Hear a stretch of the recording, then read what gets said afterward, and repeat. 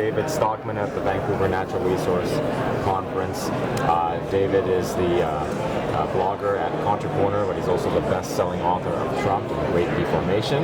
Just delivered a wonderful keynote address. David, thanks for joining me here at the Sprott Conference. Yeah. So I was just joking that I didn't know it was possible to get PTSD after watching a presentation, but yours was quite shocking. Yeah. So let's just talk about some of the themes going on there. You think that I think, as Richard Fisher said, we've pulled forward a lot of growth in terms of the GDP and CapEx, and you see that all of this is going to cause problems down the road pretty soon, actually. Yeah, I had a lot of slides, but the heart of it was why this time is different.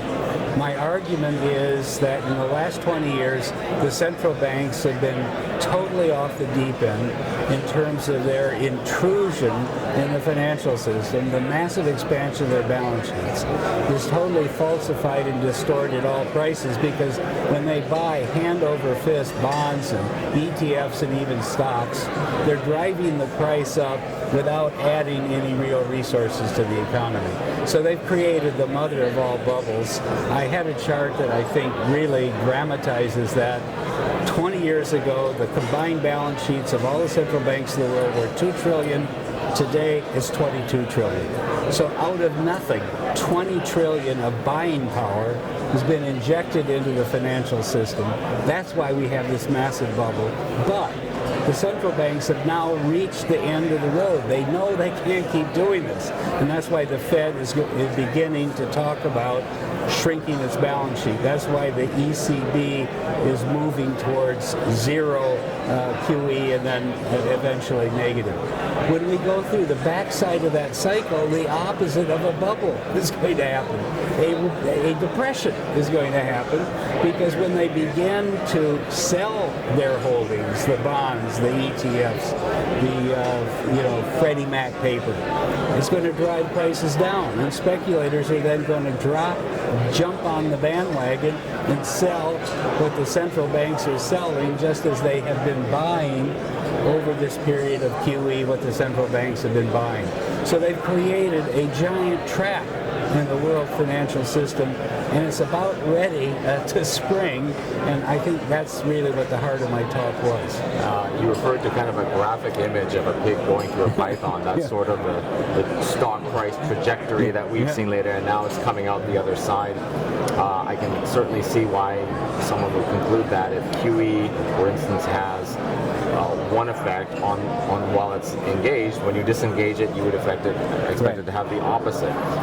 However, these guys are not completely stupid and clueless. Is it possible that there's some plan somewhere else for these bonds to go and hide that could accommodate this plan to shrink the balance, yet at the same time not completely crash the bond market and the equity market at the same time?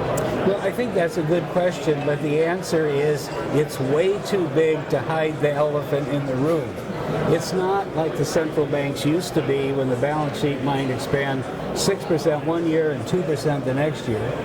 The balance sheet of the central banks is expanded by 20 trillion. It is a massive lump in the middle of the global bond market, which is about 100 trillion.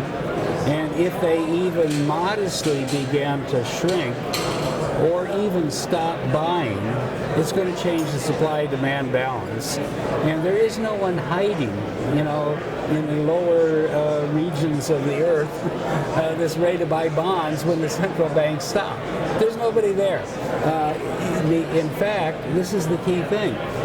There, as another speaker, Doug Casey, said today, we don't have investors anymore, we have speculators. And we always thought bonds were the safe place, the AAA place where you could be confident that your investment might produce a modest yield over time.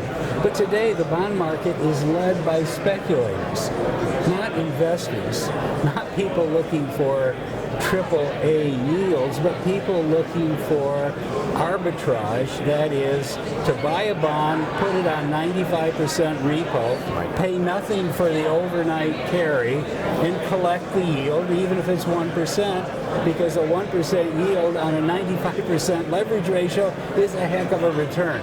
So the market is basically infested with speculators, even the bond market, and this is what the central banks do not understand.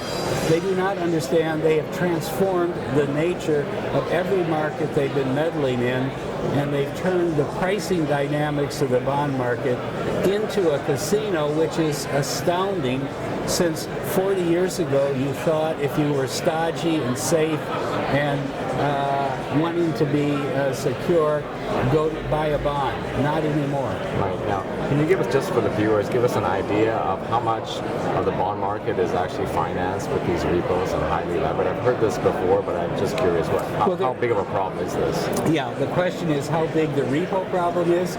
That is the $65 trillion question. The acknowledged repo market is in the trillions, but frankly, no one really knows, because there are so many bilateral trades between, let's say, hedge funds and the prop desks of Goldman Sachs or other investment banks that no one can really keep track of it. But the world that the Fed and the other central banks have created is one of speculation, in which every asset needs to be margined.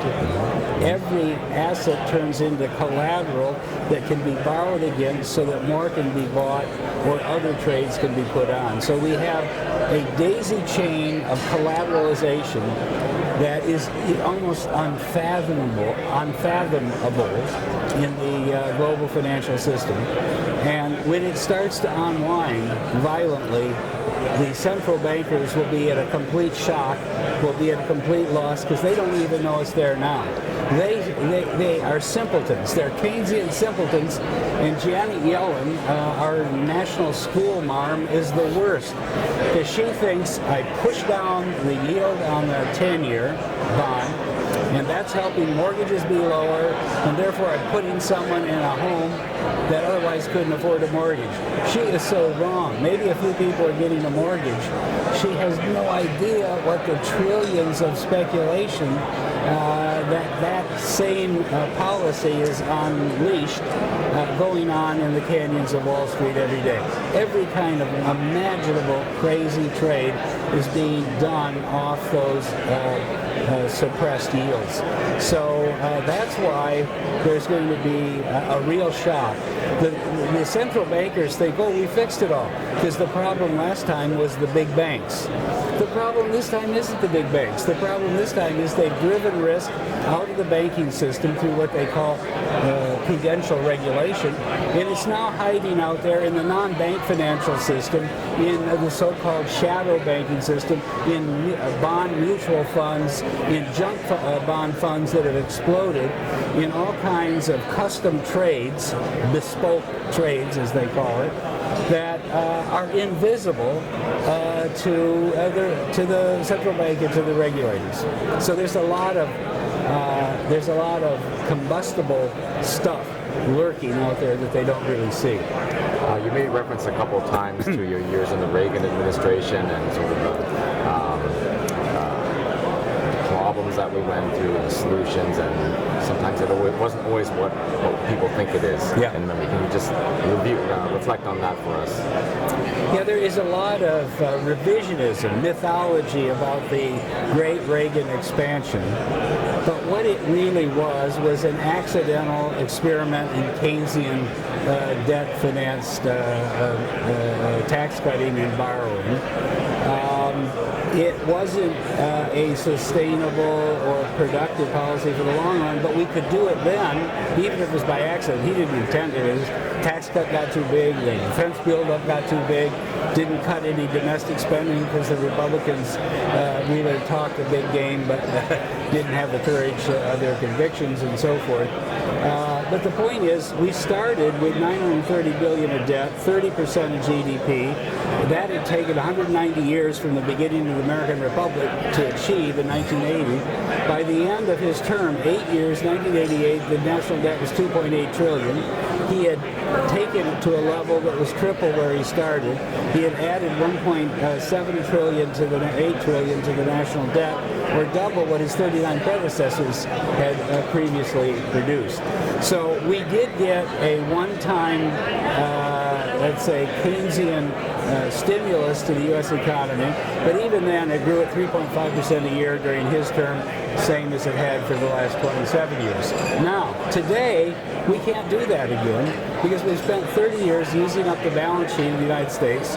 We now have 20 trillion of debt, as people know, not 930 billion. It's 106% of GDP. We have built-in massive deficits that will take even more. And so therefore the idea that there's going to be some huge tax cut that can be funded by borrowing is just completely wrong. It will never happen. It will never get through the Congress. In fact, they won't even be able to raise the debt ceiling to finance what we already have built in. You ended your talk with what? Sell the stock, sell the bond, sell the house, sell the kids. You're implicitly you're buying dollars if you do that. Are you betting on a big debt deflation? I think the safest place to be right now is not in the casino. In other words, it's rigged, it's inflated, it's unsustainable. That there is no point in buying a bond now. It's the worst investment you could possibly make. Yields have to go up. Prices are going to fall.